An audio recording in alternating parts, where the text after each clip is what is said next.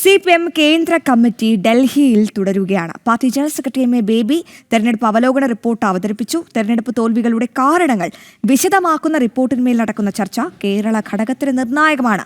സ്ഥാനാർത്ഥി നിർണയത്തിലെ പിഴവ്, നേതാക്കളുടെ ശൈലി എന്നീ വിഷയങ്ങളിൽ വിമർശനമുയർന്നത് കേരള ഘടകത്തെ പ്രതിരോധത്തിലാക്കിയിരുന്നു.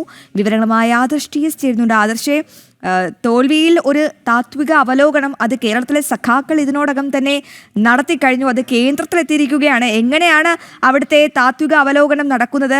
ഇത് കേരള ഘടകത്തിന് വലിയൊരു തിരിച്ചടിയാകാനുള്ളൊരു സാധ്യത കൂടിയില്ലേ? കാരണം പ്രത്യേകിച്ച് ഈ നേതാക്കളുടെ ശൈലി ആയിക്കോട്ടെ, ഈ സ്ഥാനാർത്ഥി നിർണയത്തിലെ പാളിച്ചകളായിക്കോട്ടെ, ഈ തെരഞ്ഞെടുപ്പ് സമയത്ത് ഒരുപാട് ആരോപണ സ്വരങ്ങൾ CPM-ന് നേരെ ഇങ്ങനെ വർഷിച്ചിരുന്നു. അപ്പോൾ അതെല്ലാം ചർച്ചയാകുന്നൊരു യോഗമാണോ കേന്ദ്ര നേതൃത്വത്തിൽ പുരോഗമിക്കുന്നത്? അങ്ങനെയാണെങ്കിൽ എന്ത് തിരിച്ചടിയാകും കേരളത്തിലെ പ്രമുഖ സഖാക്കളൊക്കെ പ്രതീക്ഷിക്കുക?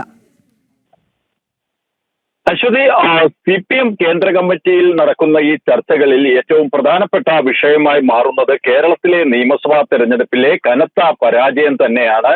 അതുകൊണ്ട് തന്നെയാണ് അശ്വതി ചൂണ്ടിക്കാട്ടിയതുപോലെ ഈ ചർച്ചകളിൽ ഏറ്റവും വലിയ വിമർശനം ഉയരുന്നത് കേരള ഘടകത്തിലെ നേതാക്കൾക്കെതിരെയാകും. കാരണം ഈ നേതാക്കൾ നടത്തിയ സ്ഥാനാർത്ഥി നിർണയത്തിൽ പിഴവുണ്ടായോ, അതുമല്ലെങ്കിൽ നേതാക്കളുടെ ശൈലി സംബന്ധിച്ചുള്ള വിമർശനം, ഇതൊക്കെ കേരള ഘടകത്തെ സംബന്ധിച്ചിടത്തോളം ഏറെ നിർണായകമാണ്.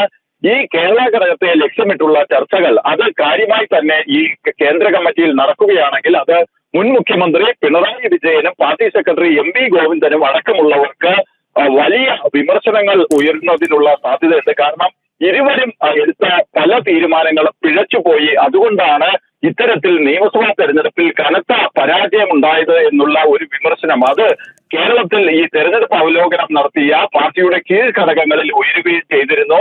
ആ ഒരു പശ്ചാത്തലത്തിൽ കൂടിയാണ് കേന്ദ്ര കമ്മിറ്റികളിലെ ഈ ചർച്ച, ഈ കേന്ദ്ര കമ്മിറ്റിയിൽ നടക്കുന്ന ഈ അവലോകന ചർച്ച അത് കേരള ഘടകത്തെ സംബന്ധിച്ചിടത്തോളം നിർണായകമാകുന്നത്. കാരണം അവിടെ പിണറായി യുഗത്തിന് അന്ത്യമാകുമോ എന്നത് സംബന്ധിച്ചുള്ള കാര്യങ്ങളൊക്കെ തന്നെ ഈ ചർച്ചകളിലാകും തീരുമാനമാവുക. കാരണം CPM-നെ സംബന്ധിച്ചിടത്തോളം അവർ തിരുത്തൽ രേഖ തയ്യാറാക്കിയിട്ടുണ്ട്.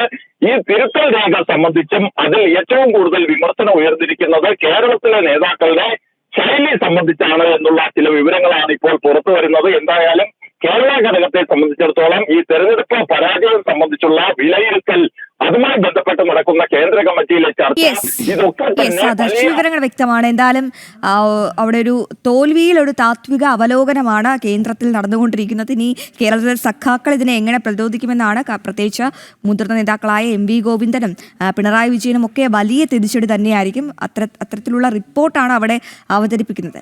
ആ വിവരങ്ങൾ പങ്കുവയ്ക്കുകയായിരുന്നു ഡൽഹിയിൽ നിന്നും ആദർശ് TS.